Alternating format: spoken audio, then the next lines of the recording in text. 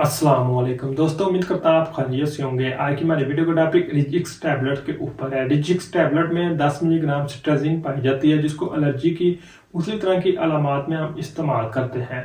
तो बात करते हैं आज की वीडियो में रिजिक्स टैबलेट किस तरह से काम करती है, कौन कौन से पेशेंट में इसको इस्तेमाल किया जा सकता है और ख़ास तौर पर कौन से ऐसे अफराद हैं जिनमें इसको इस्तेमाल नहीं करना चाहिए और इसके साइड इफेक्ट क्या हैं।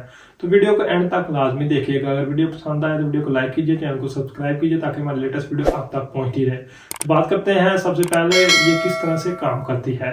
तो रिजिक्स टैबलेट जब हमारे जिस्म में कहने के एलर्जी का कोई रिएक्शन होता है तो कुदरती तौर पर एक केमिकल रिलीज होता है जिसको हम हिस्टामिन बोलते हैं। तो उसको ब्लॉक करने के लिए रिजिक्स टैबलेट को इस्तेमाल किया जाता है, तो जिसके नतीजे में एलर्जी की जो अलामात होती हैं उनसे काफ़ी ज़्यादा रिलीफ मिल जाता है और बहुत तेज़ी के साथ ये इफेक्टिवली अपना रिजल्ट प्रोवाइड करती है।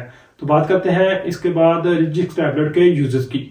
रिजिक्स टैबलेट को अगर किसी को एलर्जी वगैरह का मसला है, वो चाहे कहने के सीजनल एलर्जी है, मौसम की वजह से एलर्जी है, डस्ट की वजह से एलर्जी है, पोलन की वजह से एलर्जी है, तो उनमें इस्तेमाल कर सकते हैं। एलर्जी रिनाइटिस का मसला बहुत ज़्यादा कॉमनली नोट किया जाता है, जो कि कहना कि सीजनल एलर्जी की वजह से हो सकता है या नोज की कैविटी में सूजन की वजह से भी हो सकता है, और दूसरी वजूहात की बिना पर भी एलर्जी रिनाइटिस का किसी को मसला आ रहा है तो उनमें हम इस्तेमाल कर सकते हैं। इसी तरह सिट्राजिन टैबलेट को अगर किसी को रतूबत पतली होने की सूरत में कोई मसला आ रहा है, आंखों से पानी आ रहा है, नाक से पानी आ रहा है, छींकें वगैरह आ रही हैं, तो उस सूरत में भी इसको इस्तेमाल किया जा सकता है।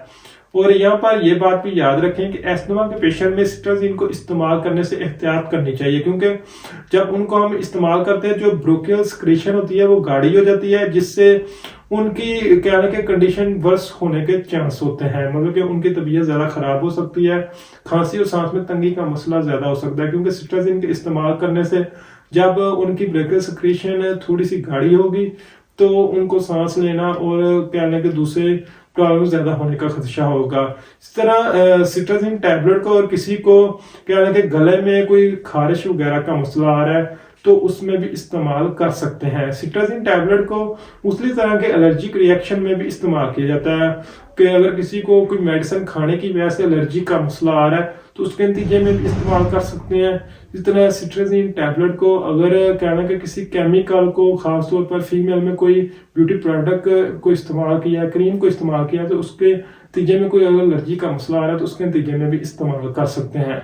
तो सिट्राजिन टैबलेट की अगर डोज की बात करें, ये 10 मिलीग्राम की टैबलेट को दिन में एक मरतबा इस्तेमाल किया जाता है, क्योंकि इसके इस्तेमाल से स्टेशन होती है, तो इस वजह से इसको रात के वक्त इस्तेमाल करना ज़्यादा बेहतर है। सिट्राजिन टैबलेट के अगर साइड इफेक्ट की बात करें तो इसके इस्तेमाल से ड्रोजीनेस हो सकती है, सर में चक्कर आ सकते हैं, गनुदगी हो सकती है, बहुत ज़्यादा प्यास की शिद्दत में इजाफा हो सकता है, सर में दर्द वगैरह का मसला हो सकता है, डायरिया वगैरह का मसला हो सकता है। तो इसी तरह अगर इसकी प्रिकॉशन की बात करें तो जिन लोगों को गुर्दों वगैरह का मसला उनमें इस्तेमाल करने से एहतियात करनी चाहिए। एस्थमा के पेशेंट में इसको इस्तेमाल करने से एहतियात करनी चाहिए। इसी तरह अगर कोई ड्राइव वगैरह कर रहा है तो उन लोगों में भी इसको इस्तेमाल करने से एहतियात करनी चाहिए। कोई मशीनरी ऑपरेट कर रहा है तो उन लोगों में भी इसको इस्तेमाल करने से एहतियात करनी चाहिए।